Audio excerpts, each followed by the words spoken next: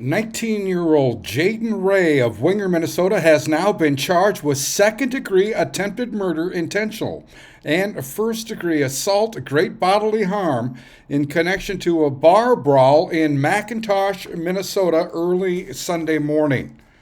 Now, reading from the criminal complaint, which does not specify what may have motivated all this, quote, January 14th at approximately 12:05 a.m., members of the Polk County Sheriff's Office dispatched to Little Bobby's Bar and Grill in McIntosh to investigate a report that a male was laying on the ground outside with unknown injuries.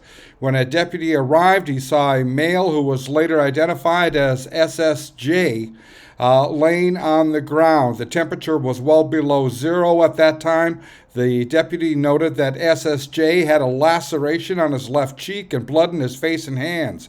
When medical personnel arrived, the deputy noted there were blood stains on SSJ's chest and pants as well, and there was blood on the snow where SSJ had been laying.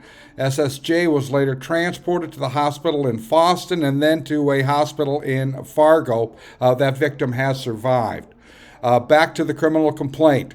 After interviewing several people, it was determined that SSJ had been inside of Little Bobby's Bar and Grill earlier and had assaulted another man while inside the bar. SSJ was then forced out of the bar and was locked outside.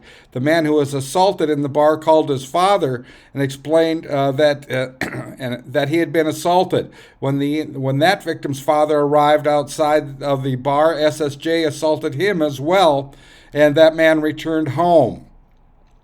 While inside the bar, the deputy spoke to Jayden Ray and her mother and asked them where the knife had come from. Jayden Ray said she stated she did not know, did not have a knife, and only pushed SSJ off her mother while inside the bar.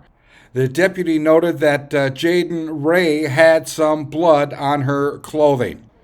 Another deputy went to Essentia Hospital in Fosston and spoke to SSJ. SSJ stated that a woman came out of the bar, that she screamed at him, and that is when he was stabbed, but he did not see a weapon in her hand. The deputy noted SSJ had at least 14 puncture wounds to his face, his upper left arm, and top of his left shoulder, down the left flank area, and into his lower back area. The deputy also noted SSJ had a laceration along his lower left jaw. The wound appeared to be the result of a slicing motion, while the other wounds appeared to be the result of a stabbing motion. Medical staff reported that SSJ had suffered at least 20 wounds. While at the Northwest Correctional Center in jail, another deputy interviewed Jayden Ray. After being advised of her rights, she initially stated that she did not stab SSJ and did not own any knives. Jayden Ray then stated she had a small pocket knife with her while inside the bar. She opened up the knife while still inside the bar. She put the knife up to SSJ's neck while outside of the bar. SSJ was facing her when she did so. She pushed the knife harder than she intended to and cut about 1/2 inch into SSJ's neck. Then she stabbed SSJ 3 or 4 more times.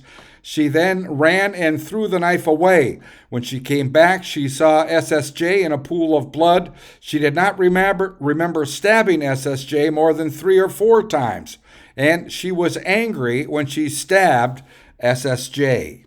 I'm Neil Carlson reporting for iNewZ.TV.